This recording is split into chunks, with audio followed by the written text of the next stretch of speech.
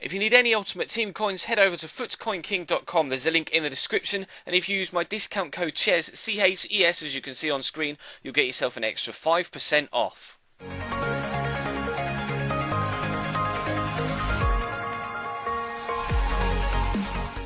Hey guys, how's it going? Chez back again with another episode of Dortmund Career Mode here on Xbox One, and as you can see, we haven't quite managed to regain our fitness of the squad yet. This is the strongest and most fit side I can currently put out for this game against Freiburg. Yesterday we had even more worries and ended up having to actually sim a game, but we were able to bounce back with a good win against Schalke in the final game of the episode. So fingers crossed we can continue that form in this one against Freiburg. If you missed the previous episode yesterday, there is a link as an annotation down in the bottom left of your screen, and of course you'll find links to or videos that you may have missed earlier on during the week on the channel page itself. But as you can see, we're sat top of the table, 4 points clear of Schalke, hoping to extend that lead if we possibly could, or at least maintain it.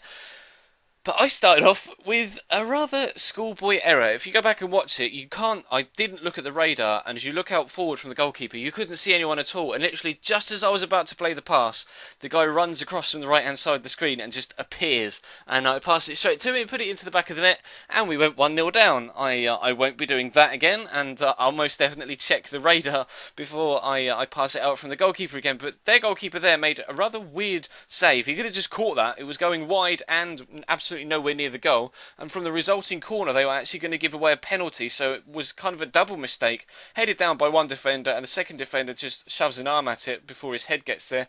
It's handball, it's most definitely a penalty, and Pierre-Emerick Aubameyang is going to step up to smash it into the back of the net in the top right hand corner. We are back on level terms at 1-1 just 5 minutes before half time.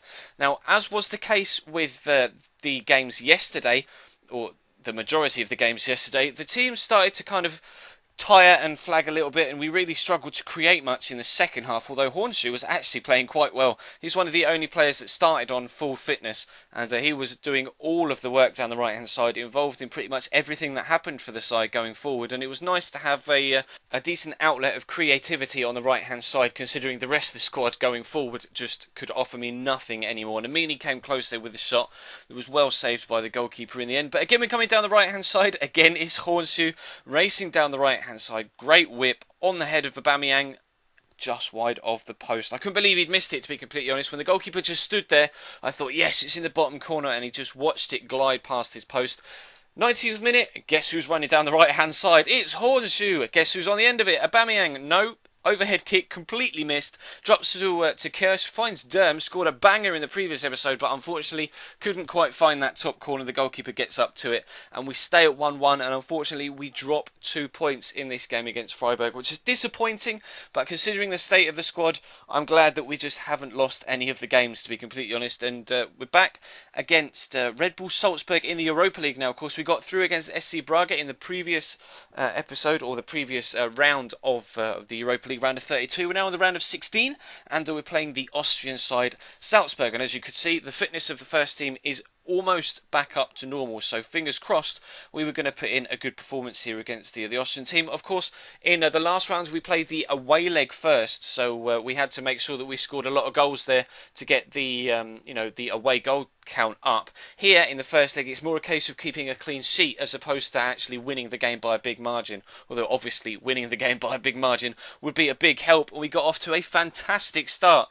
Royce's shot is well saved by the goalkeeper. I thought Ramos was offside, but he's not. He's there just to tuck it into the back of the net, and 4 minutes in we find ourselves with a nice 1-0 lead, and we were almost going to make it 2 here. Derm finds Ramos, turns it around to Mkhitaryan. Great strike from distance, but so unlucky that it comes off the outside the post and goes wide. I think the goalkeeper had all of his angles covered and probably would have saved it had it been going inside the post, but still really unlucky from the Armenian there, who's hopefully returning back to goal scoring form. He was just he started the season scoring 4 in 4, then kind of dropped a little bit with his goal scoring form, and then picked up recently, and as you can see, he's still getting in there and making the opportunities. So hopefully now that he's regained full fitness, he can help weigh in with the goals, because Adrian Ramos has scored a lot of my goals, and a high percentage of the goals have come through him. He's almost at 20 goals already this season in all competitions, and we were hoping that he was going to continue that for the rest of this episode. Royce unfortunately has his shot well saved down low by the goalkeeper. This time it drops to a defender and not to an attacker, and we're going to continue on into the second half. The side sort of did actually start to tire again towards the end of the game, which is quite frustrating considering they started with quite high stamina. But Ramos, good shot, well saved again. Nui Sahin is there on the end of it, but I cannot decide whether this is offside or not. This is the tightest of tight calls. I think he's onside there, and the defender just drifts away after the connection with the ball has been made. But the Lino deemed it offside. The goal was disallowed, but we do get the win, which is the most important thing. So we'll head into the second leg, travelling to Austria. Not far to go from Germany, fortunately.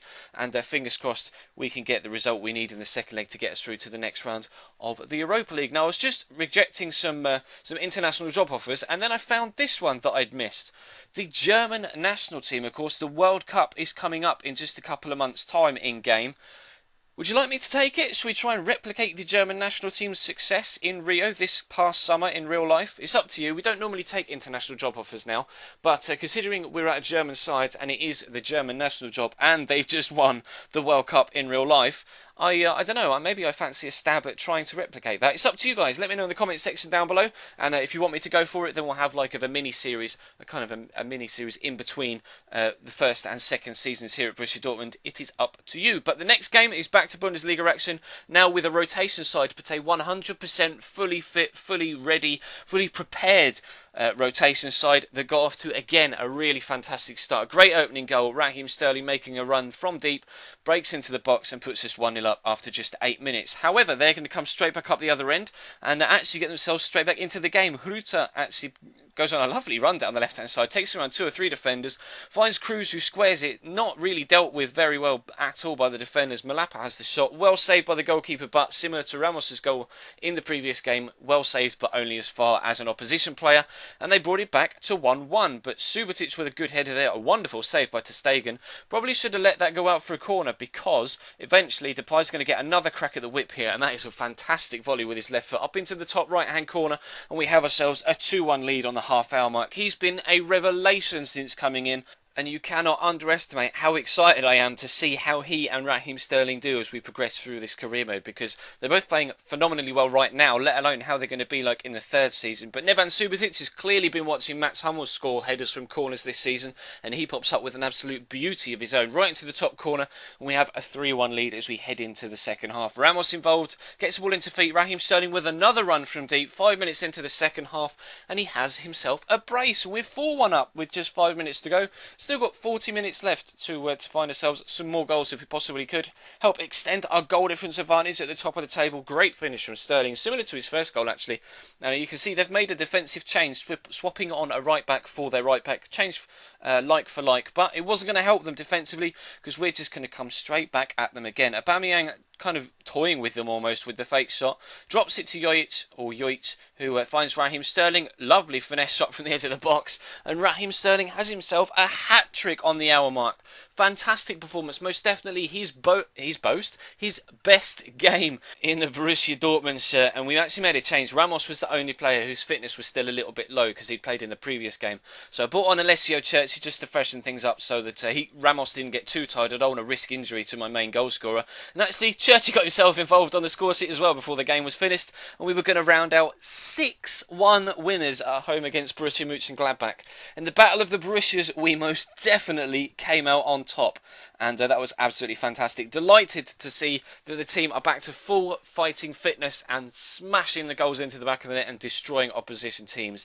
Get wrecked. Now, we need a decision for the German national side job, of course. I want you guys to let me know in the comment section, and then I will accept or reject that when we get back to this series next week. Of course, if you missed the previous episode, like I said earlier on, there's a link to it in the bottom left hand side of your screen, or feel free to check the channel page for anything you may have missed, whether it's this series, the My Player series, or of course the Luis Suarez's Road to Redemption series, which will be coming to you tonight as well. But as you can see, the draw against Freiburg has cost us our top spot, but our goal difference is still very, very good, and we're only 1 point behind Schalke. So hopefully they will slip up and we can take advantage. We're in the right place to do so. So fingers crossed in the next 11 games I think we've got left this season. Then we can actually... no, actually I think it's only 7 games, because there's only 18 teams, isn't there? So there's only 7 games left this season, so we've not got long for them to make a mistake, but I'm confident that we'll be able to come away with the Bundesliga title this year. But that's going to bring this episode to a close.